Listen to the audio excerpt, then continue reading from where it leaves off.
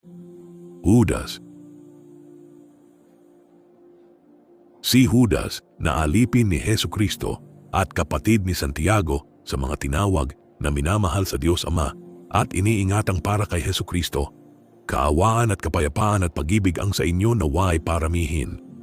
Mga minamahal, samantalang ako'y totoong nagsisikap ng pagsulat sa inyo tungkol sa kaligtasan pa nating lahat, ay napilitan akong sumulat sa inyo na inaaralan kayong makipaglabang masikap dahil sa pananampalataya na ibinigay na minsan at magpakailanman sa mga banal.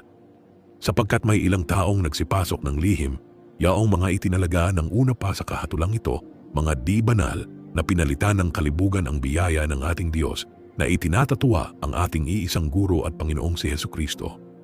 Ninanasa ko ngang ipaalaala sa inyo, bagamat nalalaman ninyong maigi ang lahat ng mga bagay, na nang mailigtas ng Panginoon ang isang bayan sa lupain ng Ehipto, ay nilipol niya pagkatapos yaong mga hindi nagsisipanampalataya. At ang mga anghel na hindi nangagingat ng kanilang sariling pamunuan, kundi iniwan ang kanilang sariling tahanan, ay iniingatan niya sa mga tanikalang walang hanggan sa paghuhukom sa dakilang araw.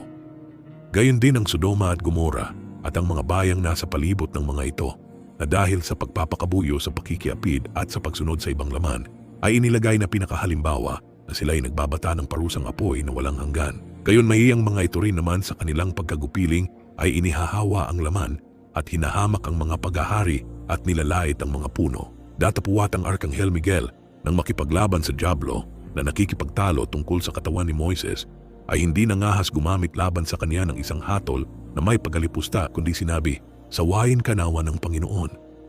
Datapuwat ang mga ito'y nangalipusta sa anumang bagay na hindi nila nalalaman, at sa mga bagay na talagang kanilang nauunawa ay nangagpapakasira na gaya ng mga kinapal na walang bait.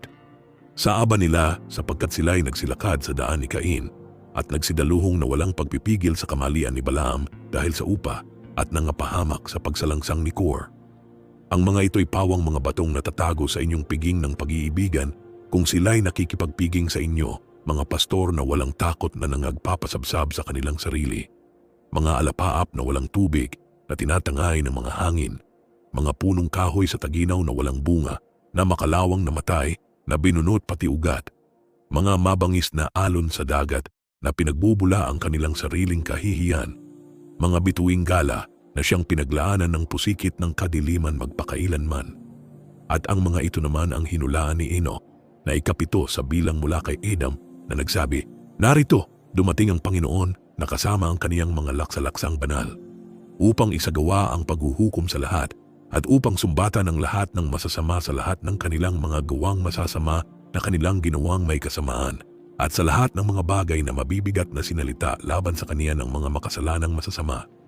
Ang mga ito'y mga mapagbulong, mga madaingin, na nangagsisilakad ayon sa kanilang masasamang pita, at ang kanilang bibig ay nangagsasalita ng mga kapalaluan, nang nagpapakita ng galang sa mga tao dahil sa pakikinabangin.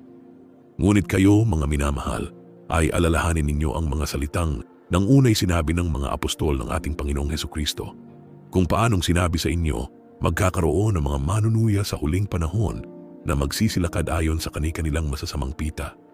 Ang mga ito ang nagsisigawan ng paghihiwalay, malalayaw, na walang taglay na espiritu.